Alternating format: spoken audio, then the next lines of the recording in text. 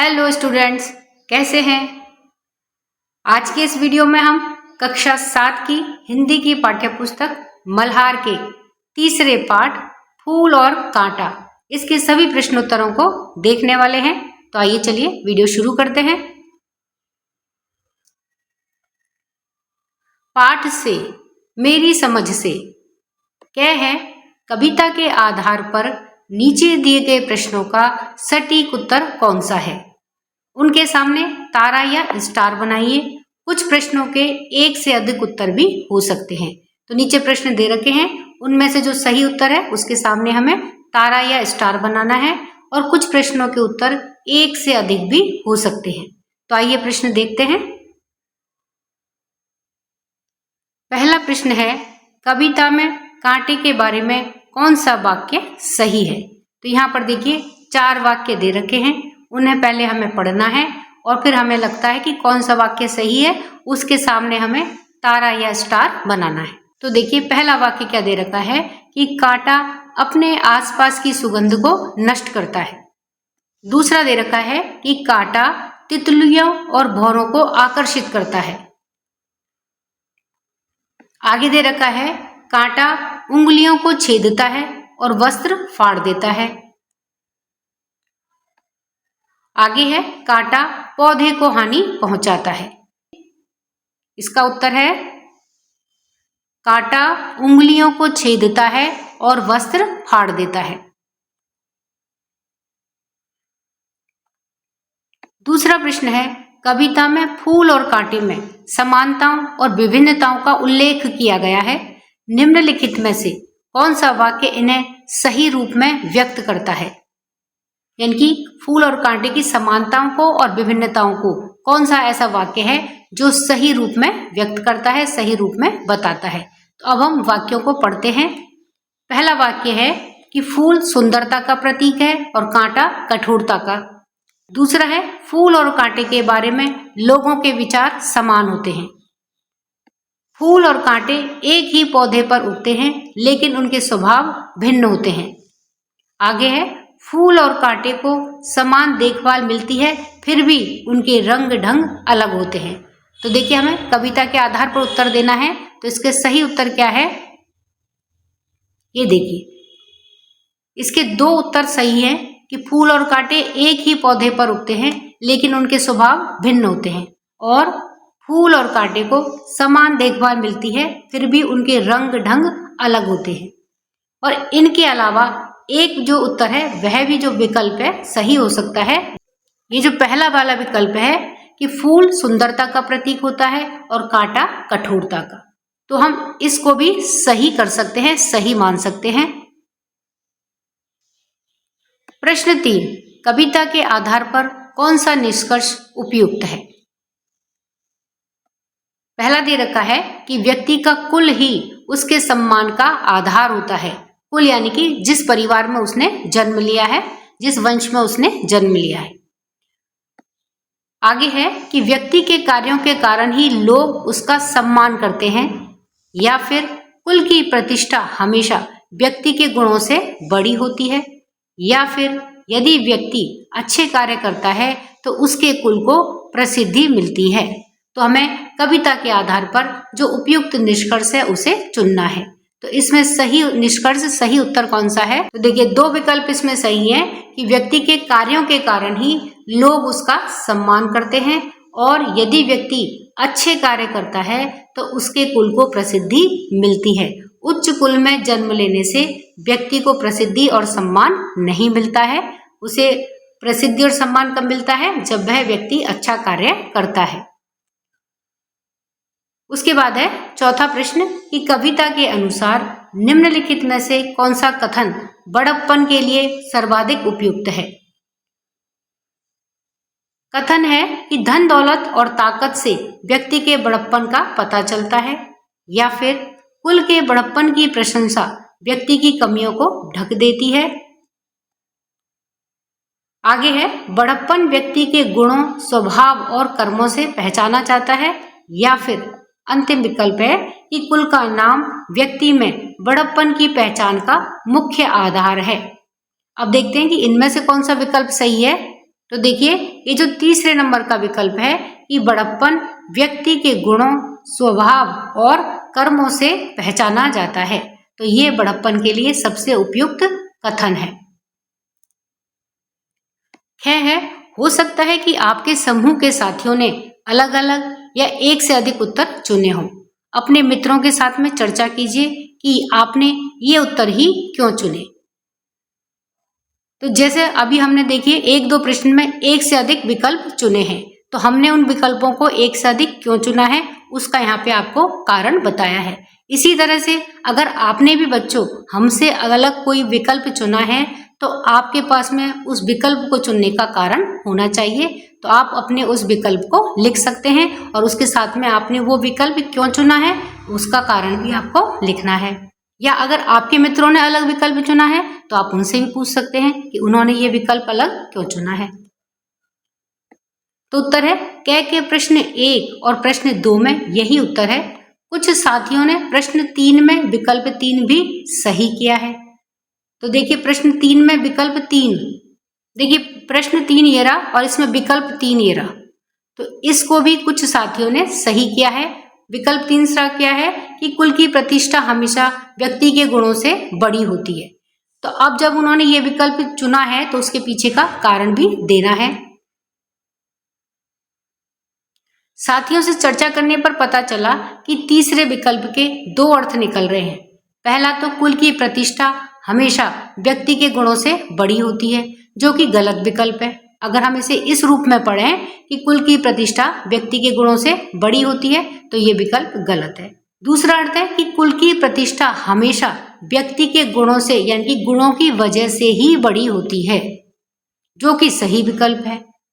प्रश्न 4 में भी यही उत्तर है। तो यानी कि आपने उस विकल्प को किस रूप में पढ़ा है उसका भी आपको उत्तर यहाँ पे देना है, कारण आपको देना है। तो इस तरह से आप विकल्प कुछ भी चुन सकते हैं, आपके पास में उस विकल्प को चुनने का कारण आपको पता होना चाहिए। पंक्तियों पर चर्चा। पाठ में से चुनकर कुछ पंक्तियां नीचे दी गई हैं, इन्हें ध्यान से पढ़िए और इन पर विचार कीजिए। आपको इनका क्या अर्थ समझ में आया? अपने विचार अपने समूह में साझा कीजिए और लिखिए। तो यहाँ पर देखिए क्या प्रश्न है जिसमें कुछ पंक्तियां दी गई हैं। हम इन पंक्तियों को पढ़ते हैं और हमें क्या अर्थ समझ में आया वह हम देखते हैं। तो देखिए पंक्तियां हैं कि मेह उन पर बरसता एक सा, एक सी उन पर हवाएं है वही, पर सदा ही यह दिखाता है हमें ढंग उनके एक से होते नहीं। अब हम इन पंक्तियों का अर्थ और भावार्थ देखते हैं। तो अर्थ और भावार्थ है कि बादल दोनों यानी कि फूल और कांटे पर समान रूप से पानी को बरसाते हैं। प्यारी हवा भी दोनों पर समान रूप से बहती है। इन एक जैसी परिस्थितियों में पलने के बाद भी फूल और कांटों का स्वभाव एक जैसा ना होकर के एकदम अलग होता है, विपरीत होता है। उसी प्रकार से एक ही घर या एक ही समाज में रहने के बाद भी, एक ही तरह की परवरिश होने के बाद भी सज्जन और दुर्जन यानी कि जो दुष्ट व्यक्ति होते हैं उनका स्वभाव अलग अलग होता है। सज्जन व्यक्ति सभी प्राणियों का हित करता है, हमेशा दूसरे के कष्ट को दूर करता है, वह कभी किसी को नुकसान नहीं पहुंचा सकता। उसका स्वभाव फूल जैसा होता है, वह दूसरों की प्रसन्नता के लिए अपना सब कुछ न्यौछावर कर देता है। जबकि दुर्जन व्यक्ति अपने स्वार्थ के लिए दूसरों का अहित करता है, उससे दूसरों का सुख देखा नहीं जाता, उसे दूसरों को कष्ट पहुंचाने में आनंद आता है। वह कांटे की तरह जीवन भर इसी काम में लगा रहता है। है किस तरह कुल की बढ़ाई काम दे, जो किसी में हो बड़प्पन की कसर। अब हम इन पंक्तियों का अर्थ और भावार्थ देखते हैं कि यदि हमारे कार्य अच्छे ना हो तो हमारा उच्च कुल में जन्म लेना हमारे किसी भी काम नहीं आता। भावार्थ यह है कि केवल अच्छे खानदान में जन्म लेने से कोई बड़ा नहीं होता है, बड़ा हुआ नहीं जा सकता है। बड़े होने के लिए बड़प्पन का होना निहायत ही जरूरी है। केवल ऐसा बड़ा होना किसी भी काम का नहीं है जिसकी छत्र छाया में किसी को आश्रय ना मिले, सुख ना मिले। ये इन पंक्तियों का भावार्थ है। मिलकर करें मिलान। इस कविता में फूल और कांटा के उदाहरण के द्वारा लोगों के स्वभावों के अंतर और समानताओं की ओर संकेत किया गया है। दूसरे शब्दों में फूल और कांटा प्रतीक के रूप में प्रयोग किए गए हैं।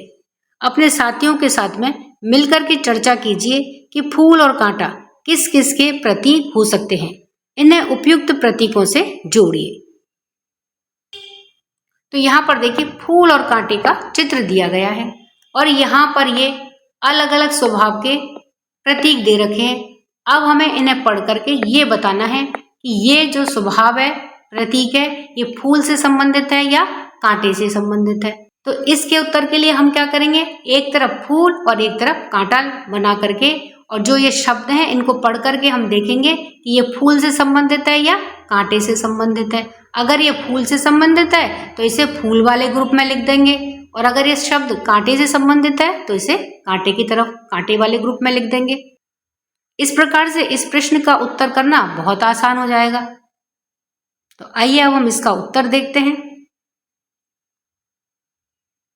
तो यहां पर देखिए फूल से संबंधित कौन कौन से शब्द हैं, अच्छाई, दया, प्रेम, परोपकार, कोमलता, आनंद, सुंदरता, प्रसन्नता, सुख, ये सभी शब्द फूल से संबंधित हैं, फूल के प्रतीक हैं। और अब हम उन शब्दों को देखते हैं जो कांटे से संबंधित है, यानी कि जिनमें कठोरता है, जिनमें दुख है, इस तरह के जो शब्द कांटे से संबंधित हैं उन्हें हमने कांटे वाले ग्रुप में लिखा है।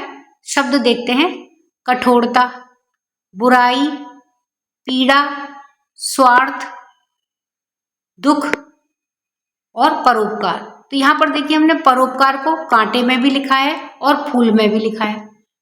इसका क्या वजह है, इसका क्या कारण है? तो देखिए क्योंकि कांटा फूल की सुरक्षा करता है।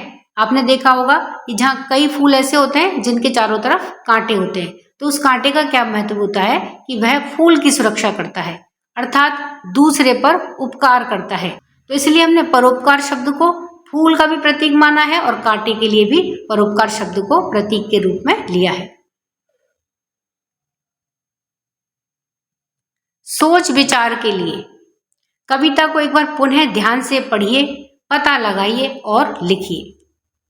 क्या है, कविता में ऐसी कौन कौन सी समानताओं का उल्लेख किया गया है जो सभी पौधों पर समान रूप से लागू होती हैं। तो हमें उन समानताओं का उल्लेख करना है कविता के आधार पर।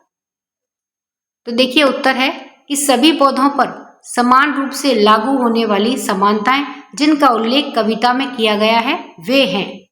पहली है कि सभी पौधों का एक ही धरती पर जन्म लेना, चाहे पौधा छोटा हो या बड़ा, लेकिन जन्म सभी इसी धरती पर लेते हैं, एक ही धरती पर लेते हैं। दूसरा क्या है, रात में सभी पौधों पर चांद की चांदनी समान रूप से पड़ना। तीसरा है सभी पौधों पर बादलों का समान रूप से बरसना। और चौथा है सभी पौधों को हवा का समान रूप से मिलना। तो ये वे सभी समानताएं हैं जो कविता के आधार पर इन पौधों पर समान रूप से लागू होती है। है आपको फूल और कांटे के स्वभाव में मुख्य रूप से कौन सा अंतर दिखाई देता है? उत्तर है कांटा किसी की भी उंगलियों को छेद करके घायल कर देता है, तो किसी के सुंदर वस्त्र फाड़ देता है। जब कोई सुंदर तितलियां फूलों से आकर्षित होकर के प्यार से फूलों से पास आती हैं, तो कांटा उनके पंखों को काट देता है, भौरे या भंवरे के शरीर को छेद देता है। वहीं कांटों के स्वभाव के विपरीत फूल तितलियों को प्यार से अपनी गोद में जगह देता है, भंवरों को अपना रस पिलाता है, अपनी मदमाती सुगंध और रंगों की निराली छटा से सभी को मन को प्रसन्न कर देता है। तो इस प्रकार से हमने देखा कि फूल और कांटे का स्वभाव एक दूसरे के बिल्कुल विपरीत होता है। यह है कविता में मुख्य रूप से कौन सी बात कही गई है, उसे पहचानिए, समझिए और अपने शब्दों में लिखिए। उत्तर है फूल और कांटा कविता में कवि के द्वारा मुख्य रूप से समाज में उपस्थित सभी जीव जंतुओं, पेड़ पौधों इत्यादि की प्रकृति या स्वभाव का चित्रण किया गया है। यहाँ बताया है कि एक ही जगह एक ही परिवार में जन्म लेने के तथा एक जैसी परवरिश में पले बड़े होने के बावजूद भी दो भाइयों का या दो बहनों का स्वभाव फूल और कांटे की तरह से किस प्रकार से एक दूसरे के विपरीत हो जाता है।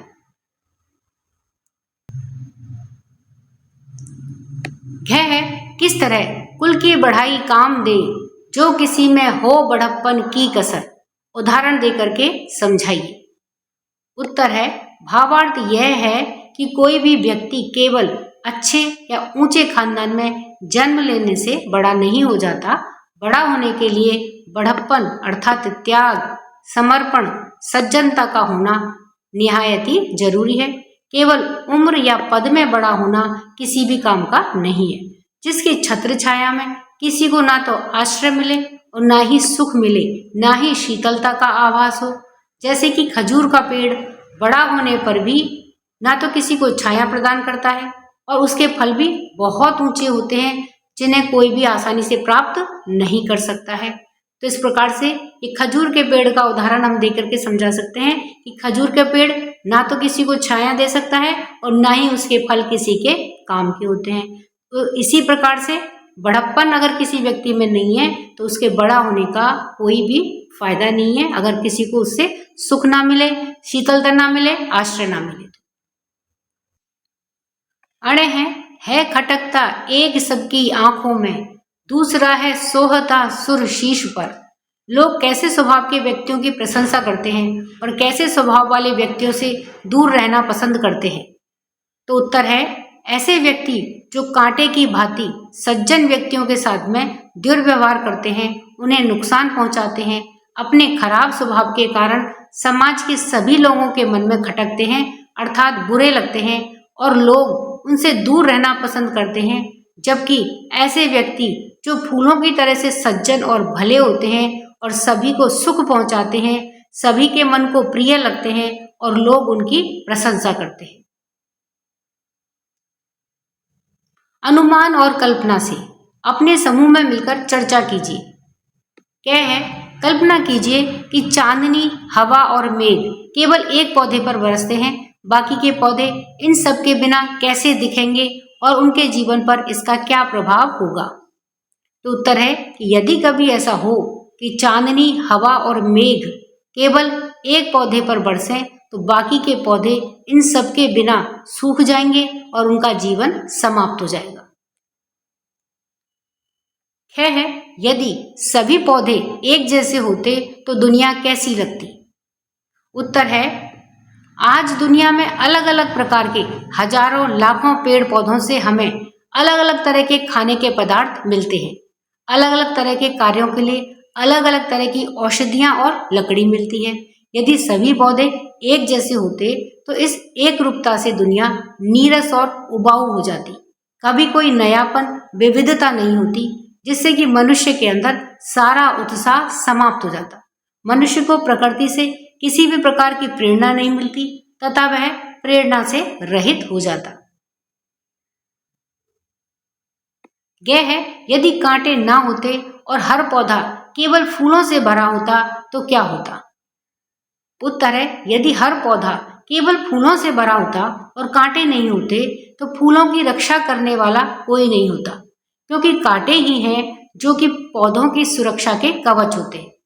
कांटों के बिना पशु पक्षी उनको आसानी से खराब कर देते। तो इस तरह से फूलों की या पौधों की सुरक्षा के लिए कांटों का होना बहुत ही आवश्यक है। है कल्पना कीजिए कि एक तितली कांटे से मित्रता करना चाहती है, उनके बीच में कैसा संवाद होगा। यानी कि हमें तितली और कांटे के बीच में संवाद करना है, जिसमें कि तितली कांटे से मित्रता करने का प्रस्ताव देती है। तो आइए अब हम इस संवाद को देखते हैं कि किस प्रकार से लिख सकते हैं। तो तितली और कांटे का संवाद कुछ इस प्रकार से होगा कि सबसे पहले तितली क्या कहेगी, शुभ प्रभात, प्रिय कांटे कैसे हो। तो अब कांटा क्या जवाब देगा कि दुखी और निराशा में, कि शुभ प्रभात, सुबह की नमस्कार शुभ प्रभात होता है। तितली मैं तो ऐसा ही हूं, तुम्हारी तरह से रंग बिरंगी होना, मुलायम होना, दूसरों को सुख पहुंचाना ना तो मेरा स्वभाव है और ना ही मेरे नसीब में है। तुम बताओ कैसी हो। तो तो कांटा अपनी पीड़ा को व्यक्त करके क्या कहता है कि मैं तुम्हारे जैसा नहीं हूं, पर तुम बताओ कि तुम कैसी हो। तो देखिए अब तितली क्या जवाब देती है कि प्रिय कांटे, अपना दिल छोटा ना करो। मुझे पता है तुम्हारे ऐसे स्वभाव के कारण सभी लोग तुमसे नफरत करते हैं और डरते हैं, परंतु मुझे पता है कि फूलों की रक्षा के लिए ही तुम यह सब करते हो। तो देखिए तितली ने कांटे की प्रसन्नता कर दी तो कांटा प्रसन्न हो जाता है और खुशी और आश्चर्य से क्या कहता है कि प्रिय तितली, एक तुम ही हो जिसने मुझे सही से समझा है। आज मेरा दिल हल्का हो गया है, वरना लोग तो मुझसे नफरत करते हैं। क्या तुम मेरी दोस्त बनोगी? तो तितली हंसते हुए क्या कहती है, तुम बाहर से कठोर हो, लेकिन तुम्हारे अंदर भी जीवन के लिए प्रेम है। तुम तो फूलों की रक्षा कवच हो, क्या तुम मेरे दोस्त बनोगे? तब तितली भी उसे दोस्त बनने के लिए निवेदन करती है। तो कांटा मुस्कुरा करके क्या कहता है, शुक्रिया प्रिय तितली, तुम्हारी बातें सुन करके अच्छा लगा। ये तुम्हारा बड़प्पन है जो मुझसे दोस्ती करना चाहती हो। तुम तो बहुत अच्छी हो, चलो आज से हमारी और तुम्हारी दोस्ती पक्की। तितली क्या कहती है, हाँ हाँ, आज से हम पक्के दोस्त हुए। तो इस तरह से हम तितली और कांटे के बीच के संवाद को लिख सकते हैं। और बच्चों आप भी अपनी कल्पना से, अपने अनुमान से इस संवाद को कुछ और अलग तरह से भी लिखने की कोशिश कर सकते हैं।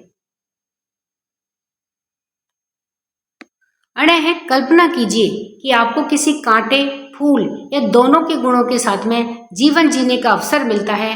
आप किसके गुणों को अपनाना चाहेंगे? कारण सहित बताइए। तो उत्तर है, मैं कांटे और फूल दोनों के गुणों को अपनाना चाहूंगा या चाहूंगी, क्योंकि जहां फूल हमें कोमलता, मधुरता, प्रेम, करुणा आदि का पाठ सिखाते हैं, वहीं कांटे हमें कठिन परिस्थितियों में टिके रहने की, दूसरों से अपनी रक्षा करने की प्रेरणा देते हैं। क्योंकि कोमलता, मधुरता, प्रेम और करुणा के साथ साथ अपनी रक्षा के लिए शक्तिशाली होना भी आवश्यक है। इसलिए हम फूल और कांटे दोनों के गुणों के साथ में ही रहना या जीवन जीना पसंद करेंगे। शब्द से जुड़े शब्द। नीचे दिए गए रिक्त स्थानों में बड़प्पन से जुड़े हुए शब्द अपने समूह में चर्चा करके लिखिए। तो यहाँ देखिए बीच में बड़प्पन शब्द लिखा हुआ है। अब हमें इसे जितने भी शब्द मिलते जुलते शब्द हमें दिखते हैं वह सभी हमें यहाँ रिक्त स्थानों में भरने हैं। और एक शब्द यहाँ पर भर के दिया गया है, संतोष। और ये बाकी के जो रिक्त स्थान में इनमें हमें शब्द भरने हैं जो बड़प्पन से जुड़े हुए शब्द हैं। तो आइए इन्हें हम देखते हैं कि बड़प्पन से जुड़े हुए और कौन कौन से शब्द हो सकते हैं। तो यहां पर देखिए बड़प्पन से जुड़ा हुआ विनम्रता, श्रेष्ठता, महानता, गरिमा, उदारता, सद्गुण। तो ये सभी शब्द बड़प्पन से जुड़े हुए शब्द हैं। इन सभी का मतलब है कि जिसमें बड़प्पन होगा उसमें ये सभी गुणों का होना भी अनिवार्य है। अब है बढ़प्पन। बढ़प्पन शब्द बड़ा और पन से मिलकर के बना है। इसका अर्थ होता है बढ़ाई, श्रेष्ठ या बड़ा होने का भाव, महत्व, गौरव। इसका उपयोग मुख्य रूप से व्यक्तित्व, गुण और चरित्र की ऊंचाई या महानता बताने के लिए किया जाता है। जैसे कि उनकी सादगी और बढ़प्पन ने सबका मन जीत लिया। नीचे कुछ शब्द दिए गए हैं जो किसी भाव को व्यक्त करते हैं। इनमें से जो शब्द बड़प्पन के भाव व्यक्त करते हैं उन पर एक गोला बनाइए और जो बड़प्पन का भाव व्यक्त नहीं करते हैं उनके नीचे रेखा खींचिए। तो आइए इन शब्दों को देखते हैं। जो शब्द बड़प्पन के साथ में मेल करते हैं उनके सामने गोला बनाना है, यानी उनके ऊपर गोला बनाना है, और जो बड़प्पन का भाव व्यक्त नहीं करते हैं उनके नीचे रेखा खींचनी है। तो आइए इन शब्दों को देखते हैं। तो यहाँ पर देखिए बॉक्स में ये शब्द दे रखे हैं, इनको पढ़ करके हमें पता लगाना है। तो आइए इनका उत्तर देखते हैं।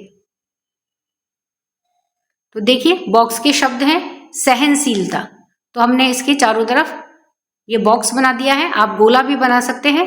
तो सहनशीलता बड़प्पन से संबंधित है, संतोष ये बड़प्पन से संबंधित है, सद्भावना, दया, समर्पण, आदर, विश्वास, उदारता, सम्मान, विनम्रता, निष्ठा, त्याग और परंपरा, ये सभी शब्द बड़प्पन से संबंधित शब्द हैं, तो इनके ऊपर हमने बॉक्स बनाया है, आप गोला भी बना सकते हैं।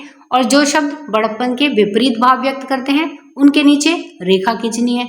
तो बाकी के जो बचे हुए शब्द हैं जैसे द्वेष, लालच, प्रतिशोध, स्वार्थ, झगड़ालूपन, अहंकार, क्रूरता, अपमान, अविश्वास, घमंड, झूठ, ईर्ष्या, अधीरता, ये सभी शब्द बड़प्पन के विपरीत भाव व्यक्त करते हैं।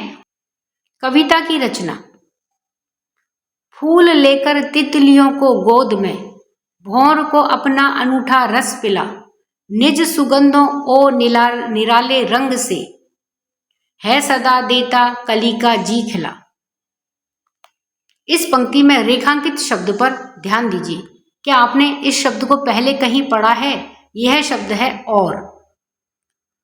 यहाँ पे क्या दे रखा है? और। रे यहाँ पे नहीं है, जबकि शब्द क्या है? यह है और। कविता में रे वर्ण नहीं लिखा है।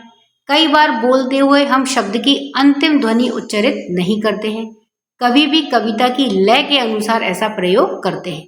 इस कविता में ऐसी अनेक विशेषताएं छिपी हैं, जैसे प्यार में डूबी तितलियों के स्थान पर प्यार डूबी तितलियों का प्रयोग किया गया है, यानी कि इसमें मैं का लोप है। हर दूसरी पंक्ति का अंतिम शब्द मिलती जुलती ध्वनि वाला यानी कि तुकांत होता है आदि, जैसे पिला, खिला। तो कविता में अंतिम पंक्ति का अंत कैसे करते हैं अगली पंक्ति में, कि उसी के जैसी ध्वनि निकले। तो ये तुकात्मक शब्द होते हैं। क्या है? अपने समूह के साथ में मिलकर के इन विशेषताओं की सूची बनाइए। अपने समूह की सूची को कक्षा में सबके साथ में साझा कीजिए। तो उत्तर है, कविता में बहुत सी विशेषताएं हैं, जिनमें से कुछ निम्न प्रकार हैं। पहली है, एक ही वर्ण से शुरू होने वाले दो शब्द एक पंक्ति में साथ साथ में आए हैं, जैसे है खटकता एक सबकी आंखों में, दूसरा है सोहता सुर शीश पर। तो यहाँ पर देखिए एक ही वर्ण में से और श, तो ये एक ही पंक्ति में एक ही वर्ण से शुरू होने वाले शब्द हैं। दूसरा है, प्रश्न पूछा गया है, जैसे किस तरह कुल की बढ़ाई काम दे, यानी कि कवि ने कविता करते हुए प्रश्न पूछा है। तीसरा है, प्राकृतिक वस्तुओं जैसे कि पेड़ पौधों में मानवीय कार्यों और भावनाओं का वर्णन किया है, जैसे फूल लेकर तितलियों को गोद में। चौथा है, कविता में उपमा अलंकार का सुंदर और स्वाभाविक प्रयोग दिखता है, जैसे कि जीवन एक फूल की तरह है और कठिनाइयां कांटों की तरह। पांचवा है, कविता की गेयता, यानी कि जिसे गाया जा सके, गाए जा सकने योग्य, गायन योग्य बनाए रखने के लिए पद क्रम का अनूठा प्रयोग देखने को मिलता है, जैसे है जन्म लेते जगह में एक ही। छठा है, कविता में लाक्षणिक, यानी कि एक शब्द या वाक्यांश का उपयोग रूपक या संकेतक के रूप में करना, उसका उपयोग किया गया है, जैसे फूल लेकर तितलियों की गोद में। सातवां है, तुकांत शब्दों की वजह से संगीतात्मकता प्रभावी रूप से व्यक्त हुई है, जैसे पालता, डालता, वही, नहीं आदि। तो ये सभी कविता की विशेषता है। है नीचे इस कविता की कुछ विशेषताएं और वे पंक्तियां दी गई हैं जिनमें कि ये विशेषताएं झलकती हैं। विशेषताओं का सही पंक्तियों से मिलान कीजिए। आप कविता की पंक्तियों में एक से अधिक विशेषताएं भी ढूंढ सकते हैं। तो यहाँ पर देखिए, एक तरफ कविता की विशेषताएं दे रखी हैं और एक तरफ यहाँ पर कविता की पंक्तियां दे रखी है। अब हमें जिस पंक्ति की जो विशेषता है उसके साथ में हमें इनको मिलाना है, आपस में मैचिंग करनी है। तो आइए देखते हैं कौन सी पंक्ति की कौन सी विशेषता है, और एक पंक्ति की एक से अधिक विशेषता भी हो सकती है। तो यहाँ पर देखिए, पहले कविता की पंक्ति देखते हैं कि किस तरह कुल की बढ़ाई काम दे। तो इसके लिए देखिए, प्रश्न पूछा गया है। तो ये कविता की विशेषता में क्या है, ये कविता में प्रश्न भी पूछा गया है। तो वह कौन सी पंक्ति के माध्यम से है कि किस तरह कुल की बढ़ाई काम दे। इसी तरह से हम कविता की विशेषता के माध्यम से भी देख सकते हैं कि कविता की विशेषता है कि एक ही वर्ण से शुरू होने वाले दो शब्द एक ही पंक्ति में साथ साथ आए हैं। तो अब यहाँ पर हम कविता की पंक्तियां ऐसी ढूंढते हैं जिनमें एक ही वर्ण के दो शब्द साथ साथ में आए हों। तो यहाँ पर देखिए ये चौथे नंबर की जो पंक्ति है कि है खटकता एक सबकी आंख में, दूसरा है सोहता सुर शीश पर। तो देखिए स और श ये तीनों शब्द एक साथ एक ही पंक्ति में आए हैं और ये एक ही वर्ण यानी कि स से शुरू होने वाले शब्द हैं। तो ये भी कविता की विशेषता है। आगे है दूसरे नंबर पर विशेषता कि मुहावरे का प्रयोग किया गया है। तो अब हम ऐसी कविता पंक्ति ढूंढते हैं जिसमें कि मुहावरे का प्रयोग किया है। तो यहाँ पर देखिए 5वें नंबर की जो पंक्ति है उसमें मुहावरे का प्रयोग किया है और पंक्ति क्या है सदा देता कली का जी खिला, यानी कि जी की कली खिलना, ये मुहावरा होता है। जी की कली का खिलना का क्या मतलब होता है? बहुत ही अधिक आनंददायक होना, आनंदित होना। उसके बाद है चौथा विशेषता क्या है कि प्राकृतिक वस्तुओं जैसे कि पेड़ पौधों में मानवीय कार्यों और भावनाओं का वर्णन किया गया है। तो अब हमें इस तरह की पंक्ति ढूंढनी है जिसमें कि मानवीय कार्य और भावनाओं का वर्णन हो। तो यहाँ पर देखिए इसमें दो पंक्तियां हैं।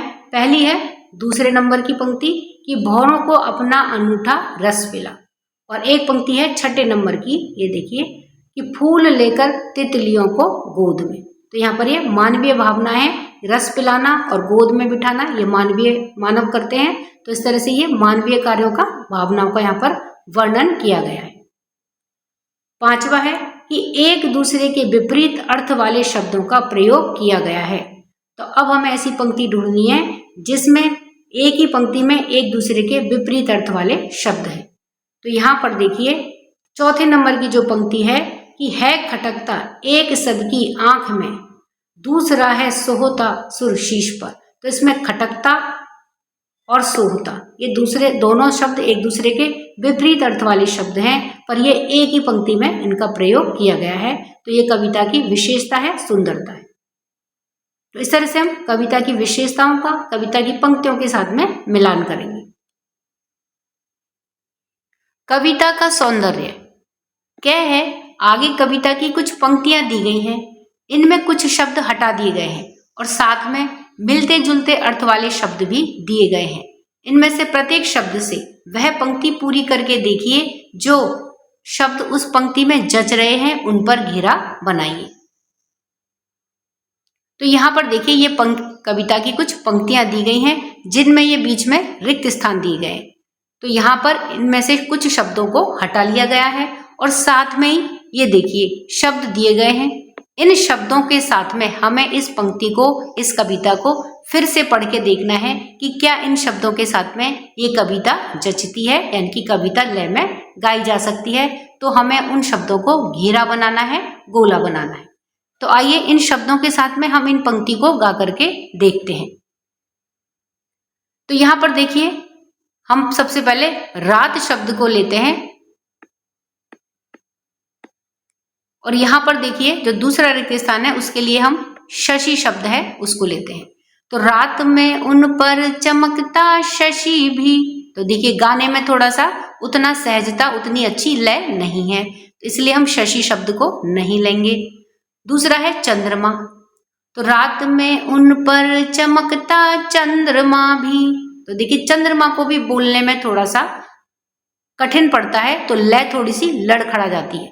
तो इस तरह से बच्चों आप हर शब्द के साथ में गा करके उसकी लय देखेंगे कि वह लय में पंक्ति गाई जा रही है या नहीं गाई जा रही है। अब हम चांद शब्द को लगा के देखते हैं। तो रात में उन पर चमकता चांद भी, तो देखिए एक पूरी तरह से सहजता में, एक लय में ये पंक्ति गाई गई है। तो हम यहाँ पर चांद शब्द को घेरा बना देंगे। उसके बाद में है राकेश शब्द, तो रात में उन पर चमकता राकेश भी, तो देखिए थोड़ा बोलने में हमारी जो पंक्ति है वो ऊपर नीचे हो जाती है, एक लय में, एक सुर में नहीं रहती है, तो इसलिए हम राकेश शब्द को भी नहीं चुनेंगे। उसके पश्चात है इंदु, तो अब हम पंक्ति को गा करके देखते हैं कि रात में उन पर चमकता इंदु भी, तो यहाँ पर देखिए इंदु शब्द के साथ में भी पंक्ति थोड़ा सा उतनी लय में नहीं है, तो इसलिए हम इंदु शब्द को भी नहीं चुनेंगे। तो बच्चों आप भी इन सारे शब्दों को जोड़ करके पंक्ति को लय में गा करके देखिए कि क्या पंक्ति सहजता से और लय में गाई जा सकती है अथवा नहीं। अगर गाई जा सकती है तो उस शब्द पे गोला लगाइए, नहीं गाई जा सकती है तो आप उस शब्द को छोड़ दें। उसके पश्चात है अगला शब्द है रात्रि। तो अब हम यहाँ पे रात के स्थान पर रात्रि शब्द के साथ में इस पंक्ति को गा के देखते हैं। रात्रि में उन पर चमकता, और यहाँ पर देखिए दूसरी पंक्ति में हमें क्या मिला था, चांद। तो यहाँ पर हम चांद ही रख लेते हैं। तो रात्रि में उन पर चमकता चांद भी, तो देखिए रात्रि शब्द के साथ में भी पंक्ति में लय बनती है, तो इसलिए हम रात्रि शब्द पर भी गोला लगा देंगे।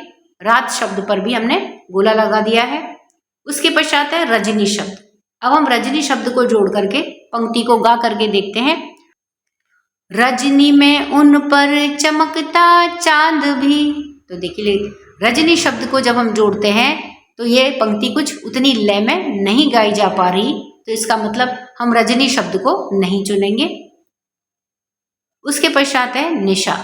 तो अब देखिए हम निशा शब्द के साथ में देखते हैं कि क्या ये पंक्ति लय में गाई जाती है अथवा नहीं। तो निशा में उन पर चमकता चांद भी, तो देख ले निशा शब्द के साथ में भी पंक्ति उतने सुर में उतने लय में नहीं है, तो इसलिए हम निशा शब्द को भी नहीं चुनेंगे। तो अब हम उत्तर देखते हैं। उत्तर है प्रथम रिक्त स्थान में सबसे ज्यादा मिलते जुलते शब्द हैं रात और रात्रि। तो देखिए हमने रात और रात्रि में घेरा बनाया है, और दूसरे रिक्त स्थान में सबसे ज्यादा मिलते जुलते शब्द है चांद। तो इस तरह से आपको मिलते जुलते शब्दों की पहचान करनी है। दूसरा है रिक्त स्थान, उन पर बरसता एक सा, एक सी उन पर, फिर रिक्त स्थान है वही, पर सदा ही यह दिखाता है हमें, ढंग उनके एक से होते नहीं। तो यहाँ देखिए पहले रिक्त स्थान के लिए शब्द दिए गए हैं मेह, बादल, मेघ और जलद। तो हम इनमें से एक एक को इस पंक्ति में भर के देखते हैं कि क्या पंक्ति सुर में गाई जाती है अथवा नहीं। तो यहाँ पर देखिए सबसे पहले हम मेह के साथ में देखते हैं। तो मेह उन पर बरसता एक सा, तो मेह के साथ में देखिए ये पंक्ति सुर में है, तो हम मेह के ऊपर गोला लगा देंगे। उसके पश्चात हम बादल को भर के देखते हैं, और बादल के साथ में अब इस पंक्ति को गाते हैं। तो बादल उन पर है बरसता एक सा, तो देखिए बादल के साथ में उतनी सुर में उतनी लय में ये पंक्ति नहीं गाई जा रही है, तो इसलिए हम बादल को नहीं लेंगे। उसके पश्चात है मेघ। अब मेघ के साथ में इस पंक्ति को गाते हैं। तो मेघ उन पर है बरसता एक सा, तो देखिए आराम से सहजता से लय में ये पंक्ति गाई जा रही है, तो हम मेघ को भी चुनेंगे, मेघ के ऊपर गोला बना देंगे। उसके पश्चात है जलद। तो अब जलद को भर के देखते हैं इसमें रिक्त स्थान में,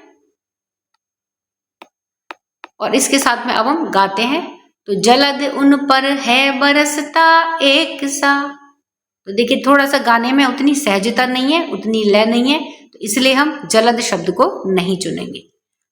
अब इसमें देखिए पहले रिक्त स्थान में कौन कौन से दो शब्द आए, मेह और मेघ। अब है दूसरी पंक्ति कि एक सी उन पर रिक्त स्थान है वही।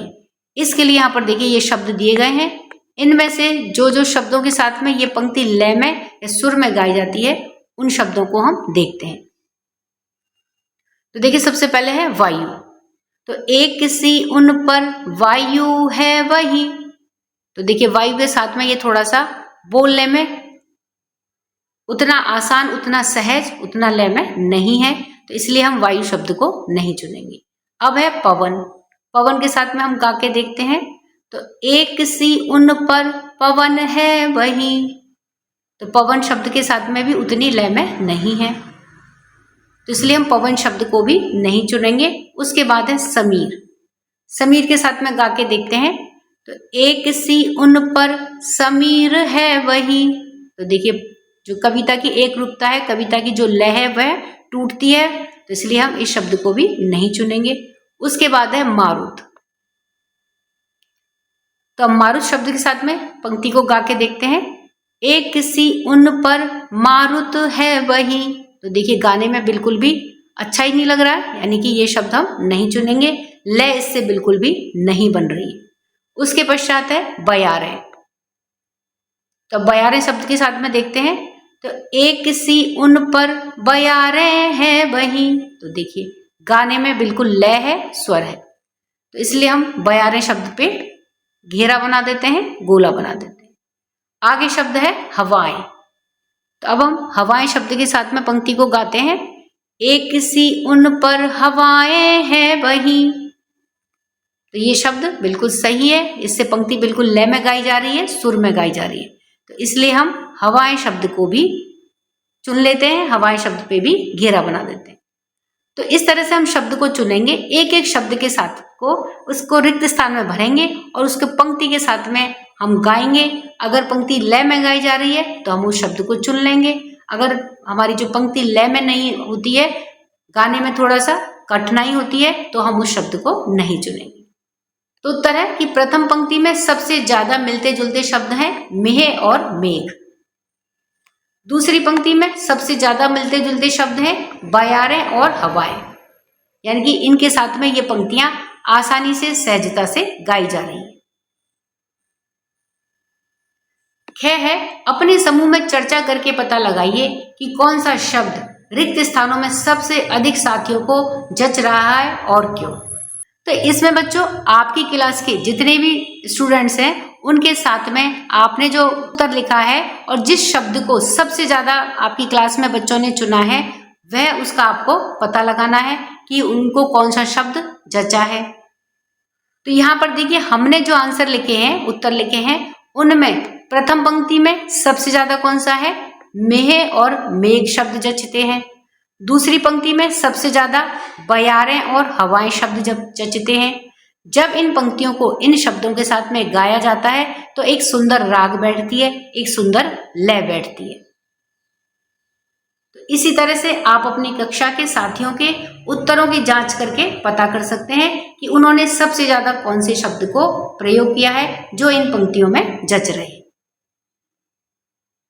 और क्यों का उत्तर क्या होगा, यानी कि इन शब्दों को चुनने के पीछे क्या कारण है, तो उसका उत्तर क्या होगा कि जब हमने इन शब्दों को पंक्ति में रख के गाया तो ये पंक्तियां आसानी से गाई जा रही थी, एक सुंदर राग बैठती है, तो इसलिए हमने इन शब्दों को चुना है।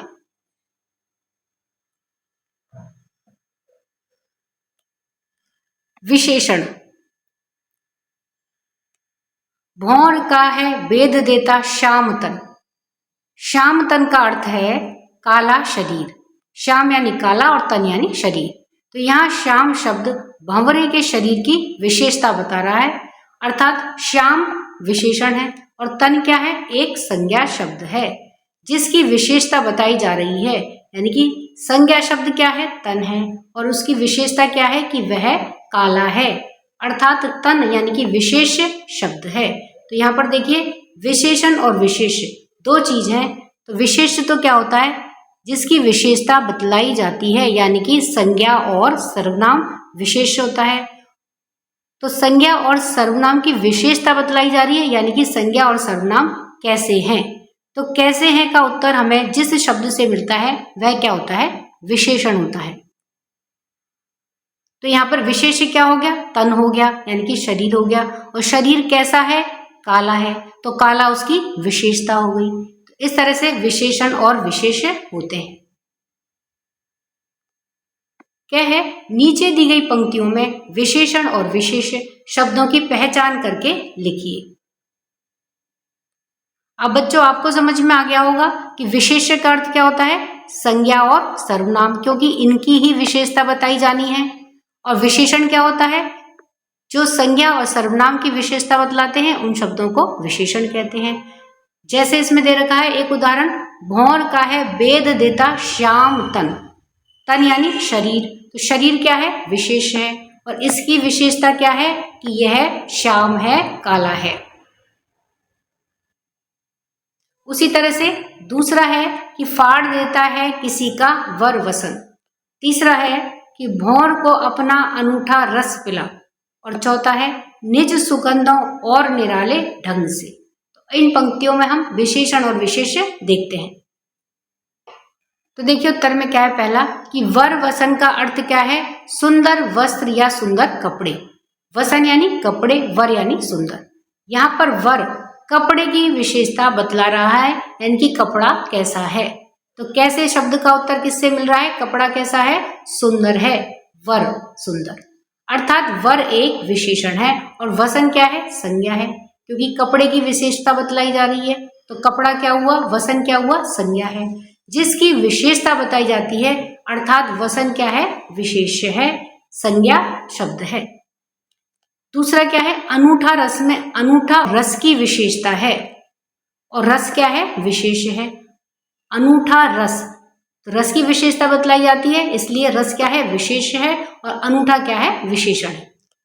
तीसरा है निराले ढंग में, तो निराला रंग की विशेषता है और ढंग क्या है? विशेष है। तो देखिए श्याम तन में तन विशेष हो गया और श्याम क्या हो गया? विशेषण हो गया। वर वसन में वर क्या हो गया? विशेषण हो गया और वसन यानी कि कपड़ा ये क्या हुआ? विशेष हुआ। इसकी विशेषता बतलाइए कि यह सुंदर है। रस पिला, यहाँ पे क्या है? अनूठा रस। तो रस की क्या विशेषता है? कि वह अनूठा है, निराला है। तो रस क्या हो गया? विशेष हो गया। अनूठा क्या हो गया? विशेषण हो गया।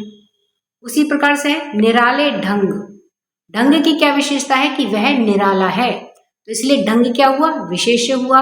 और ये कैसा है? निराला है, इसलिए ये क्या हुआ? विशेषण हुआ। इस प्रकार से हम विशेषण और विशेष्य को छांटते हैं। है नीचे दिए गए विशेषों के लिए अपने मन से विशेषण सोच करके लिखिए।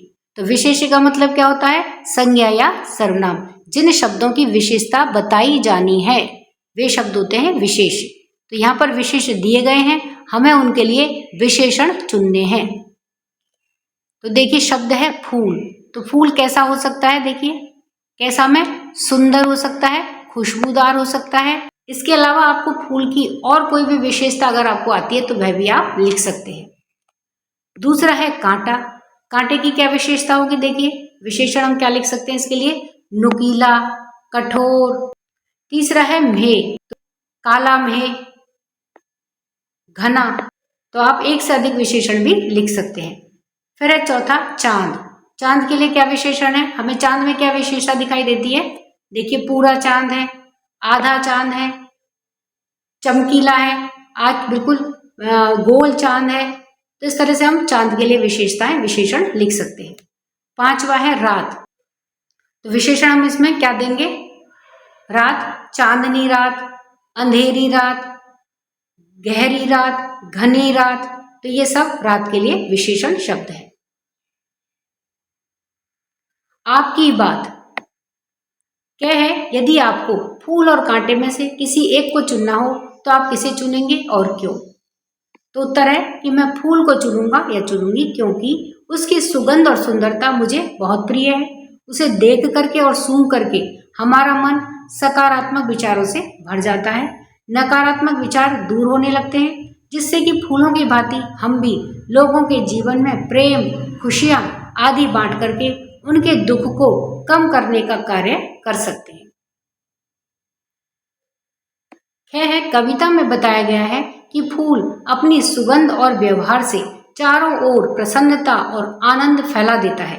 आप अपने मित्रों या परिवार के जीवन में प्रसन्नता और आनंद लाने के लिए क्या क्या करते हैं और क्या क्या कर सकते हैं? उत्तर है क्या क्या करते हैं? पहले तो कि मैं अपने परिवार के सदस्यों के जीवन में प्रसन्नता और आनंद लाने के लिए बड़ों की सभी बातों का पालन करता हूँ या करती हूँ। समय पर उठता हूँ या उठती हूँ, आप अपने अनुसार लिख सकते हैं।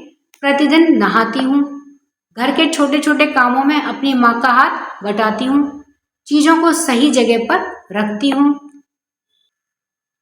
मित्रों के जीवन में प्रसन्नता लाने के लिए मैं उनके साथ में हंसी मजाक करती हूँ। आवश्यकता होने पर उनके साथ में काम करती हूँ, यानी कि काम आती हूँ उनके। अपना सामान साझा करती हूँ। और क्या क्या हम कर सकते हैं? परिवार के सदस्यों में मित्रों से हम अपनी गलती के लिए क्षमा मांग सकते हैं। एक अच्छा श्रोता बनकर के उनकी बात सुन सकते हैं। बड़ों के साथ में बैठ कर के बातें कर सकते हैं। मित्रों की खुले दिल से सराहना कर सकते हैं, यानी कि उन्होंने कोई अच्छा कार्य किया है तो उसके लिए हम सराहना कर सकते हैं। दादा दादी, नाना नानी के साथ में समय बिता सकते हैं। गह है फूल और कांटे एक दूसरे से बिल्कुल भिन्न हैं, फिर भी साथ साथ पाए जाते हैं। अपने आसपास से ऐसे अन्य उदाहरण दीजिए। संकेत में दे रखा है कि वस्तुएं जैसे कि नमक, चीनी, स्वभाव जैसे कि शांत और क्रोधी, स्वाद में जैसे खट्टा और मीठा, ये एक दूसरे से बिल्कुल भिन्न है, लेकिन फिर भी ये साथ साथ में ही पाए जाते हैं। रंग में जैसे काला सफेद, अनुभव में जैसे सुख और दुख आदि। अब देखिए उत्तर में, व्यक्ति में जैसे सज्जन दुर्जन, तो इसमें चोर और साहूकार, चोर व्यक्ति दुर्जन और सज्जन व्यक्ति साहूकार। परिणाम में जैसे पास फेल, एक साथ दिखते हैं, पास फेल। वस्तुओं में जैसे आग पानी, स्वभाव जैसे दयालु निर्दयी, स्वाद में जैसे फीका चटपटा, रंग जैसे श्वेत श्याम यानी कि सफेद काला, अनुभव जैसे आशा निराशा। इस प्रकार से ये बिल्कुल विपरीत अर्थ वाले शब्द हैं, लेकिन ये एक साथ में ही देखे जाते हैं। घ है छेद कर कांटा किसी की उंगलियां, फाड़ देता है किसी का वर वसन। आप अपने आसपास की किसी समस्या का वर्णन कीजिए जिसे आप कांटे के समान महसूस करते हैं, उस समस्या का समाधान भी सुझाइए। उत्तर है, यूं तो जिंदगी में अनेक समस्याएं चलती रहती हैं, उनमें से हमारे आसपास एक समस्या है, वो है तेज आवाजों के साथ में फेरी वालों की। हमारी गली में दिन भर अनेकों फेरी वाले आते रहते हैं। फेरी वाले यानी कि जो मोटरसाइकिल या साइकिल पर अपना सामान आवाज लगा करके, और आजकल तो माइक लगा करके बोलते हैं, तो उन्हें कहते हैं फेरी वाले। उनमें से कुछ माइक लगा करके बोलते हैं जो बड़ी ही परेशान करने वाली होती है। ऐसे फेरी वालों को बिना माइक के बोलने के लिए समझाया जा सकता है, ना मानने पर अपने नजदीकी थाने में उसकी शिकायत की जा सकती है। तो इस तरह से हम हमारी समस्या का समाधान कर सकते हैं। सृजन यानी कि कुछ नया बनाना। क्या है, इस कविता के बारे में एक चित्र बनाइए। आप चित्र में चाहें तो मनोनीत रंग भर सकते हैं। आप बिना रंगों या केवल उपलब्ध रंगों की सहायता से भी चित्र बना सकते हैं। चित्र बिल्कुल मौलिक लगे, इसकी चिंता करने की भी आवश्यकता नहीं है। आप अपनी कल्पना को जैसे मन करे वैसे साकार कर सकते हैं। यानी कि आपको जिस तरह की इच्छा हो रही है, जैसे रंग भरने की इच्छा हो रही है, रंग नहीं भरने हैं तो भी कोई बात नहीं, पर आपको इस कविता से संबंधित चित्र बनाना है। तो यहाँ पर देखिए बच्चों, आपके लिए जो चित्र बना करके दिया है, जिसमें देखिए फूल भी है, कांटा भी है, और इसके ऊपर ये भंवरे मंडरा रहे हैं। फूल बने हुए हैं ना कांटों के ऊपर, देखिए ये कैक्टस का पौधा है जिस पर फूल बने हुए हैं और ये भंवरे मंडरा रहे हैं। और यहाँ फूल पर देखिए तितलियां बैठी है, ये गुलाब का फूल है। तो आप भी अपनी मर्जी से कुछ भी चित्र बना सकते हैं, बस कविता से संबंधित हो। रंग भरना है, अगर आपकी इच्छा है तो भरिए, नहीं इच्छा है तो मत भरिए। है मान लीजिए कि फूल और कांटे के बीच में बातचीत हो रही है। उनकी बातचीत या संवाद अपनी कल्पना से लिखिए। तो संवाद का विषय निम्नलिखित हो सकता है, उनके गुणों और विशेषताओं पर चर्चा, या फिर यह समझाना कि उनका जीवन में क्या योगदान है।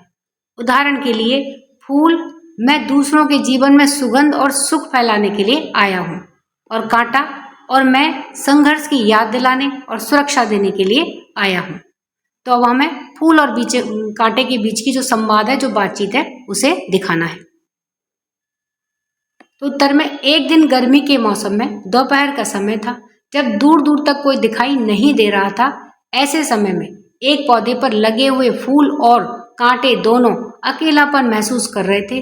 तब फूल बातचीत करने के उद्देश्य से कांटे से बोला। फूल देखिए क्या कहता है, मुस्कुराते हुए, नमस्कार श्रीमान कांटे, कैसे हो।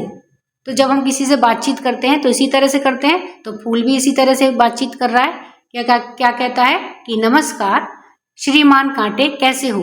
लगता है लोग तुमसे नफरत करते हैं, इसीलिए तुम दिखाई दे रहे हो। तो अब देखिए कांटा थोड़ा गंभीर होकर के क्या कहता है कि नमस्कार श्रीमान फूल, तुमने सही कहा। लोगों की नफरत के कारण मैं बहुत दुखी हूँ, परंतु मैं क्या करूँ।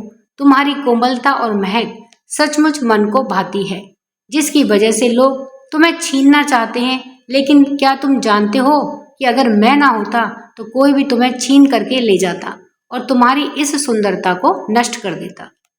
अब देखिए फूल क्या कहता है, कांटे के प्रति एहसानमंद होते हुए, बिल्कुल सही कहा श्रीमान कांटे, जब भी कोई मुझे तोड़ने आता है उसे पहले तुमसे सामना करना होता है।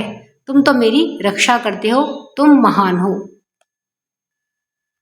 अब देखिए कांटा गर्व से क्या कहता है, हाँ मैं कठोर जरूर हूं, पर मेरा उद्देश्य सिर्फ सुरक्षा है। मैं संघर्ष और सहनशीलता का प्रतीक हूँ।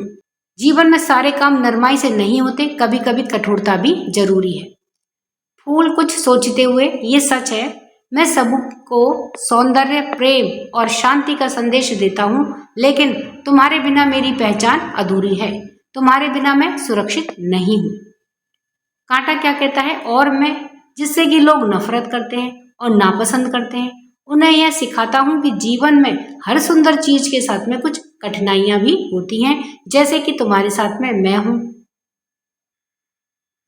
फूल मुस्कुरा करके, तुम्हारी बातों से आज मुझे भी नई सीख मिली। कोमलता और कठोरता दोनों मिलकर के ही जीवन को संतुलित बनाती है।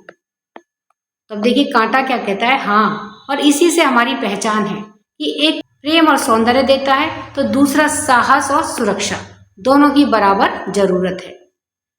तो इस प्रकार से हम फूल और कांटे का आपसी जो बातचीत है, संवाद है, उसे हम अपनी कल्पना से लिख सकते हैं। वाद विवाद, विभिन्न समूह बना करके कक्षा में एक वाद विवाद गतिविधि का आयोजन कीजिए। वाद विवाद का मतलब होता है भाषण प्रतियोगिता। इसके लिए विषय है कि जीवन में फूल और कांटे दोनों की आवश्यकता होती है। तो वाद विवाद में एक पक्ष तो इसके फेवर में बोलेगा, इसके पक्ष में बोलता है, और दूसरा इसके विपक्ष में बोलता है, यानी कि फूल और कांटे की जीवन में बराबर आवश्यकता नहीं होती है। और वाद विवाद का विषय है कि जीवन में फूल और कांटे दोनों की आवश्यकता होती है। कक्षा में वाद विवाद गतिविधि का आयोजन करने के लिए कुछ सुझाव निम्नलिखित हैं कि पहला, आपकी कक्षा में पहले से 7-8 समूह बने होंगे। आधे समूह फूल के पक्ष में तर्क देंगे और आधे समूह कांटे के पक्ष में तर्क देंगे। तो ये देखिए कुछ सुझाव दिए गए हैं। तो 7-8 समूह बनाने होंगे। आधा समूह फूल के पक्ष में तर्क देगा और आधा कांटे के पक्ष में तर्क देंगे। दूसरा क्या है, एक समूह निर्णायक मंडल की भूमिका निभाएगा, यानी कि जज बनना है। निर्णायक मंडल का काम होगा तर्कों को ध्यान से सुनना, यानी कि जो दोनों पक्ष कह रहे हैं उनके तर्कों को ध्यान से सुनना, और प्रस्तुति शैली और तर्कों की गहराई के आधार पर अंकों का निर्धारण करना। तीसरा है, प्रत्येक समूह को तैयारी के लिए 15 मिनट का समय मिलेगा ताकि वे अपने तर्क को तैयार कर सके। सभी समूह अपने अपने तर्क मिलकर के सोचेंगे और लिखेंगे। चौथा सुझाव क्या है कि प्रत्येक समूह को अपने पक्ष में बोलने के लिए 3 से 4 मिनट का समय मिलेगा। दूसरा समूह पहले समूह के तर्कों पर 1-2 मिनट में उत्तर देगा या उनसे प्रश्न पूछेगा।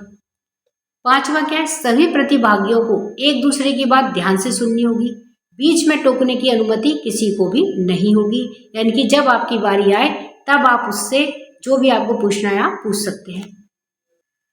छठा है, सभी समूहों को क्रम तय किया जाएगा। वाद विवाद के लिए क्रम इस प्रकार से हो सकता है कि जैसे हमने 4 समूह बनाए हैं, तो पहला समूह फूल के पक्ष में बोलेगा, दूसरा समूह कांटे के पक्ष में बोलेगा, तीसरा समूह फूल के पक्ष में बोलेगा और चौथा समूह कांटे के पक्ष में बोलेगा, और इसी प्रकार से क्रम से आगे बढ़े। यानी कि अगर आपने 4 से ज्यादा और समूह बनाए हैं तो इसी तरह से आप आगे बढ़ सकते हैं। सातवां है कि जो समूह निर्णायक मंडल का कार्य कर रहा है वह वाद विवाद के अंतराल में तर्क, भाषा कौशल और प्रस्तुति शैली के आधार पर अंकों का निर्धारण करेगा। आठवां है, निर्णायक मंडल अंकों के आधार पर विजेता समूह का निर्णय करेगा। और नौवां है कि समूहों के प्रयासों के लिए तालियां बजाएं और उनकी प्रशंसा करें। संभव हो तो विजेता समूह को कोई पुरस्कार या प्रमाण पत्र दिया जा सकता है। और 10वां है, विद्यार्थी वाद विवाद गतिविधि के अनुभवों पर एक अनुच्छेद भी लिख सकते हैं, यानी कि इस वाद विवाद प्रतियोगिता में आपको कितना आनंद आया, आपने क्या सीखा, आपके कैसे अनुभव रहे, इसके ऊपर आप एक पैराग्राफ या अनुच्छेद लिख सकते हैं। तो यहाँ पर देखिए जो सबसे पहला समूह है फूल के पक्ष में है, वह देखिए किस प्रकार से अपने विचार रख सकता है कि नमस्कार दोस्तों, मेरा नाम राहुल है। इसमें बच्चों आपका जो नाम है आप लिख सकते हैं। और आज मैं आपके समक्ष जीवन में फूल और कांटे दोनों की आवश्यकता होती है इस विषय पर और फूल के पक्ष में बोलने के लिए प्रस्तुत हुआ हूँ। दोस्तों, फूल वो है जो हर किसी के जीवन में सुगंध बिखेर देता है, जिसके खिलने से, उसकी खुशबू से वहां आसपास के वातावरण में मन को मोह लेती है। उसके विभिन्न प्रकार के रंग आंखों को सुकून देने वाले होते हैं। इसका स्पर्श दिल को तसल्ली देता है और मन की सारी नकारात्मकता को निकाल करके सकारात्मकता से भर देता है। अब देखिए दूसरे समूह से छात्र या छात्रा बोलेगी, जिसको किस में बोलना है, अब कांटे के पक्ष में बोलना है। तो नमस्कार दोस्तों, मेरा नाम तृप्ति है और आज मैं आपके समक्ष जीवन में फूल और कांटे दोनों की आवश्यकता होती है इस विषय पर और कांटे के पक्ष में बोलने के लिए प्रस्तुत हुई हूँ। दोस्तों, कांटे के बारे में समाज के अंदर जो नफरत भरे विचार हैं, मैं उनका विरोध करती हूँ। माना कि कांटा हमें दर्द या कष्ट देता है, परंतु एक क्षण के लिए सोचिए कि वह दर्द तब देता है जब हम फूल को तोड़ते हैं। इसका अर्थ यह है कि कांटा फूलों की रक्षा के लिए हमें कष्ट देता है। वह फूलों की रक्षा करता है और इस तरह से भलाई करते करते बुराई को प्राप्त करता है। इसीलिए लोग कांटे को बेकार समझते हैं। उपरोक्त प्रकार से आप फूल और कांटे के पक्ष में वाद विवाद प्रतियोगिता में बोल सकते हैं। तो इस तरह से जितने भी समूह बने हैं वे अपने विचार रखेंगे और जो जज बने हैं, निर्णायक मंडल के जो सदस्य हैं, वे देखेंगे कि किसका ज्यादा प्रभावी तर्क है और उस तरह से उनको नंबर दे करके किस शैली में उन्होंने बोला है, उनका बोलने का कैसा अंदाज रहा है, उस आधार पर उनको अंक देंगे और विजेता होने पर उन्हें कोई इनाम या पारितोषिक भी दे सकते हैं। आज की पहेली।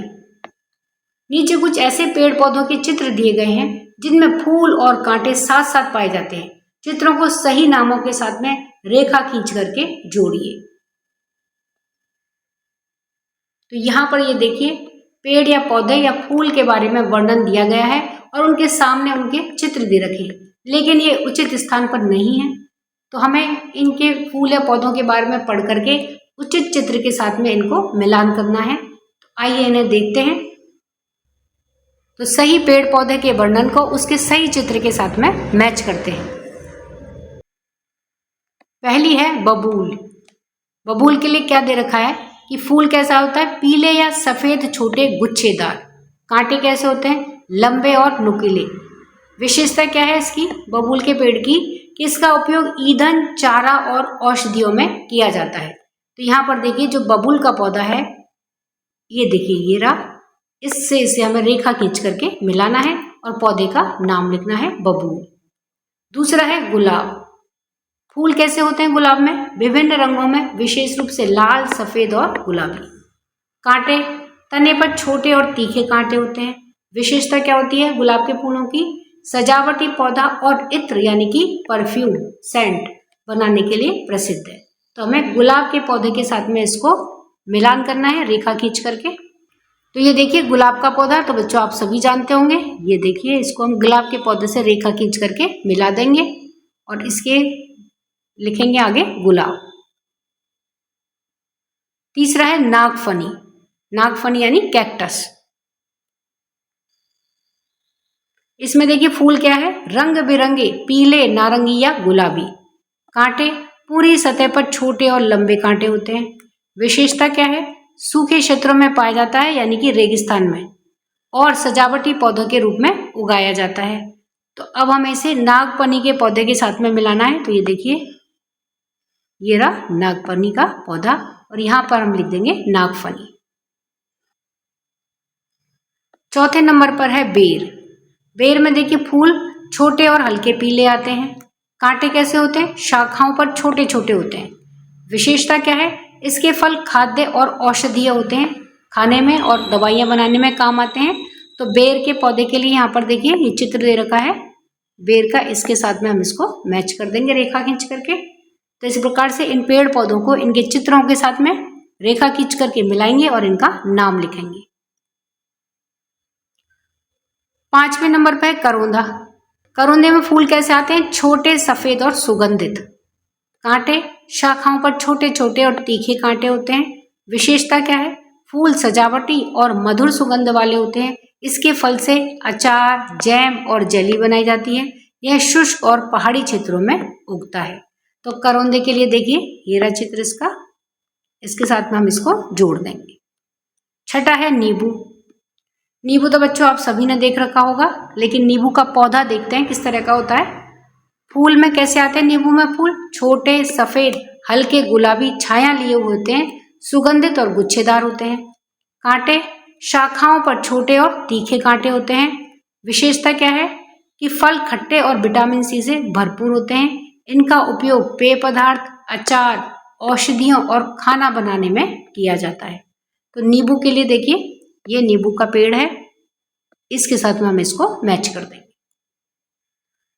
खोजबीन के लिए रंग बिरंगे फूलों से, तो यहाँ पर देखिए ये लिंक दे रखी है, इंटरनेट पर आप इसे सर्च कर सकते हैं रंग बिरंगे फूलों के लिए।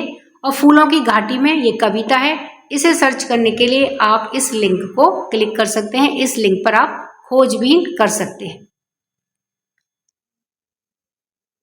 स्टूडेंट्स, नेक्स्ट वीडियो में हम देखेंगे पाठ 4 पानी रे पानी का फुल एक्सप्लेनेशन। तब तक के लिए वीडियो पसंद आए वीडियो को लाइक करें, शेयर करें। चैनल पर नए हैं तो सब्सक्राइब करना ना भूलें। मिलते हैं नेक्स्ट वीडियो में, तब तक के लिए धन्यवाद।